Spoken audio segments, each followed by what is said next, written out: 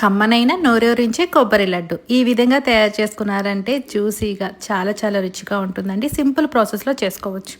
ముందుగా కొబ్బరి చిప్పలు తీసుకొని కొబ్బరిని అంతా కూడా శుభ్రంగా వాష్ చేసుకొని తర్వాత పైన ఈ బ్రౌన్ కలర్ పార్ట్ని తీసేసుకొని తర్వాత గ్రైండ్ చేసుకోండి. గ్రైండ్ చేసుకున్న విషయము ఒక కప్పు దాకా అయింది కదా.